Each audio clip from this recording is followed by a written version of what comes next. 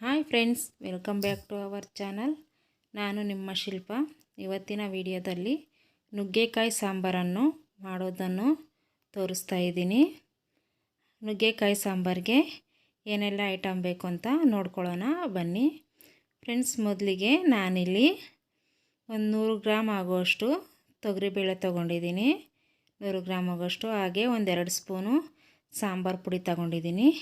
ಕಾಯಿ ತುರಿ ತಗೊಂಡಿದ್ದೀನಿ 1 ಕಪ್ ಆಗೋಷ್ಟು. ಹಾಗೆ ಈರುಳ್ಳಿ ಮತ್ತು ಹುಣಸೆಹಣ್ಣು, ಟೊಮೊಟೊ, ಕೊತ್ತಂಬರಿ ಸೊಪ್ಪು ತಗೊಂಡಿದ್ದೀನಿ.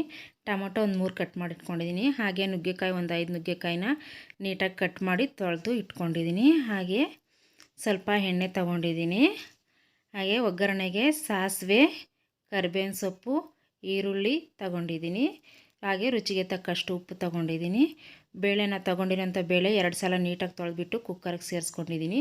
ಹಾಗೆ ಕಟ್ ಮಾಡಿರೋ ಈರುಳ್ಳಿ, ಸ್ವಲ್ಪ ಎಣ್ಣೆ, ಸ್ವಲ್ಪ ಅರಿಶಿನ ಹಾಕ್ಕೊತಾ ಇದ್ದೀನಿ. ಇಲ್ಲಿ ಅರಿಶಿನ ಹಾಕ್ಬಿಟ್ಟು 1-2 ಗ್ಲಾಸ್ ನೀರು ಸೇರಿಸ್ಬಿಟ್ಟು ಇದಕ್ಕೆ 2 ಗ್ಲಾಸ್ ನೀರು ಸೇರಿಸಿ ಕುಕ್ಕರ್ ಮುಚ್ಚಳ ಮುಚ್ಚಿ 1 ವಿಸಿಲ್ ಕೂಗಿಸ್ಕೊಬೇಕು. ಇದನ್ನು ಆವಾಗ ಬೇಳೆ ಬೇಯುತ್ತೆ. 1 ವಿಸಿಲ್ ಕೂಗಿಸ್ಕೊಂಡ್ರೆ ಸಾಕಾಗುತ್ತೆ. ಈಗ ಕುಕ್ಕರ್ ಮುಚ್ಚಳ ಮುಚ್ಚಿಬಿಟ್ಟು ನಾನು ಸ್ಟವ್ ಮೇಲೆ ಇಕ್ಕೊತಾ ಇದ್ದೀನಿ. ಸ್ಟವ್ ಮೇಲೆ ಇಕ್ಕೊಂಡು 1 ವಿಸಿಲ್ ಕೂಗಿಸ್ಕೊಂಡ್ರೆ ಸಾಕಾಗುತ್ತೆ. ಹಾಗೆ ಒಂದು ಮಿಕ್ಸಿ ಜಾರ್ಗೆ ನಾವು ತಗೊಂಡಿರುವಂಥ ಕೊಬ್ಬರಿ, ಹುಣಸೆಹಣ್ಣು, ಹಾಗೆ ನಾವು ಕಟ್ ಮಾಡಿ ಇಟ್ಕೊಂಡಿರುವಂತಹ ಟೊಮೊಟೊ ಇದ್ರೊಳಗಡೆ ಹಾಕ್ಕೊಂಡು ಹಾಗೆ ಸಾಂಬಾರು ಪುಡಿ, ನಾವು ತಗೊಂಡಿರುವಂಥ ಸಾಂಬಾರು ಪುಡಿ ಇದ್ರೊಳಗಡೆ ಹಾಕಬೇಕು. ಹಾಗೆ ಕೊತ್ತಂಬರಿ ಸೊಪ್ಪು ನೀಟಾಗಿ ತೊಳೆದ್ಬಿಟ್ಟು ಕೊತ್ತಂಬರಿ ಸೊಪ್ಪು ಇದ್ರೊಳಗಡೆ ಹಾಕ್ಕೊಬೇಕು. ಹಾಗೆ ನಾವು ತಗೊಂಡು ಬೇಳೆ ಬೇಯಿಸಿದ್ವಲ್ಲ ಅದನ್ನು ಇದ್ರೊಳಗಡೆ ಹಾಕ್ಕೊಬೇಕು. ಬೇಳೆ ಬೇಯಿಸಿರೋದೊಂದು ಚೋಟ ಹಾಕ್ಕೊಂಡು ಕೊತ್ತಂಬರಿ ಸೊಪ್ಪು ಹಾಕ್ಕೊಂಡು ನೀಟಾಗಿ ನೀರು ಹಾಕ್ಕೊಂಡು ರುಬ್ಕೊಂಡ್ಬಂದಿದ್ದೀನಿ ಮಿಕ್ಸಿಲಿ. ಬೇಳೆ ಬೇಯ್ದಿರೋ ನೀರಿಗೆ ಹಾಗೇ ನಾವು ರುಬ್ಬಿರೋ ಖಾರನೂ ಹಾಕ್ಕೊತಾ ಇದ್ದೀನಿ. ಬೇಳೆಗೆ ಇದ್ರೂ ಹಾಕ್ಕೊಂಬಿಡಬೇಕು. ಹಾಗೆ ನೋಡಿ, ಕುಕ್ಕರ್ ವಿಸಿಲ್ ಬಂದು ತಣ್ಣಗಾದ್ಮೇಲೆ ಓಪನ್ ಮಾಡಿಬಿಟ್ಟು ಅದಕ್ಕೆ ನಾವು ರುಬ್ಬಿರೋ ಮಸಾಲೆ ಹಾಕ್ಕೊಂಡು ಮಿಕ್ಸ್ ಮಾಡ್ಕೊತಾ ಇದ್ದೀನಿ. ಹಾಗೆ ಇಲ್ಲಿ ನೀರು ಎಷ್ಟು ಬೇಕು ಅಂತ ನೋಡಿಕೊಂಡು ನಾವು ಹಾಕ್ಕೊಬೇಕು.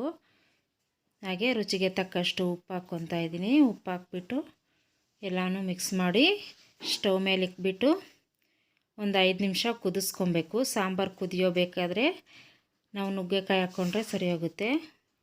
ಈಗ ಮುಚ್ಚಳ ಮುಚ್ಚಿ ಒಂದು 5 ನಿಮಿಷ ಕುದಿಸ್ಕೊತಾ ಇದ್ದೀನಿ ಸಾಂಬಾರನ್ನ. ಈಗ 5 ನಿಮಿಷ ಆಗಿದೆ. ಓಪನ್ ಮಾಡಿ ನೋಡ್ತಾ ಇದ್ದೀನಿ. ಈಗ ನೀವು ಇಲ್ಲಿ ನೋಡ್ಬೋದು ಸಾಂಬಾರು ಕುದೀತಾ ಇದೆ. ಇದಕ್ಕೇ ನಾವು ಕಟ್ ಮಾಡಿ ತೊಳೆದಿಟ್ಕೊಂಡಿರುವ ನುಗ್ಗೆಕಾಯಿನ ಸೇರಿಸ್ತಾ ಇದ್ದೀನಿ. ಈಗ ನುಗ್ಗೆಕಾಯಿ ಹಾಕ್ಬಿಟ್ಟು ಎಲ್ಲ ಮಿಕ್ಸ್ ಮಾಡಿಬಿಟ್ಟು ಪ್ಲೇಟ್ ಮುಚ್ಚಿಬಿಟ್ಟು ಒಂದು 5 ನಿಮಿಷ 6 ನಿಮಿಷ ಬೇಯಿಸ್ಕೊಂಡ್ರೆ ಸಾಕಾಗುತ್ತೆ. ಈಗ ಇನ್ನು ನೋಡ್ಬೋದು ಒಂದು 5-6 ನಿಮಿಷ ಆಗಿದೆ. ಈಗ ನಾನು ಓಪನ್ ಮಾಡಿ ನೋಡ್ತಾ ಇದ್ದೀನಿ. ಸಾಂಬಾರು ಕುದೀತಾ ಇದೆ, ನುಗ್ಗೆಕಾಯಿನೂ ಬೆಂದಿದೆ. ಈಗ ಇದಕ್ಕೆ ಒಂದು ಒಗ್ಗರಣೆ ಮಾಡ್ಕೊಳ್ಳೋಣ. ಸ್ಟವ್ ಮೇಲೆ ಒಂದು ಬಾಣಲಿ ಇಟ್ಕೊಂಡು ಬಾಣಲಿ ಬಿಸಿ ಆದ ನಂತರ ಆಯಿಲ್ ಹಾಕ್ಕೊಂಡಿದ್ದೀನಿ. ಆಯಿಲ್ ಬಿಸಿ ಆದ ನಂತರ ಸಾಸಿವೆ ಹಾಕ್ಕೊಂಡು ಹಾಗೆ ಇದಕ್ಕೆ ಈರುಳ್ಳಿ, ಕರಿಬೇವಿನ ಸೊಪ್ಪು ಹಾಕ್ಬಿಟ್ಟು ನೀಟಾಗಿ ಮಿಕ್ಸ್ ಮಾಡ್ಕೊಬೇಕು. ಈರುಳ್ಳಿ ಚೆನ್ನಾಗಿ ಫ್ರೈ ಆಗಬೇಕು. ಈರುಳ್ಳಿ, ಕರಿಬೇವಿನ ಸೊಪ್ಪನ್ನ ನೀಟಾಗಿ ಫ್ರೈ ಆಗೋ ಥರ ಫ್ರೈ ಮಾಡ್ಕೊಬೇಕು. ಈರುಳ್ಳಿ ಕಲರ್ ಚೇಂಜ್ ಆಗುತ್ತೆ ಅಲ್ಲಿಗಂಟ ಫ್ರೈ ಮಾಡ್ಕೊಬೇಕು. ಈ ಥರ ನೀಟಾಗಿ ಫ್ರೈ ಆಗಬೇಕು.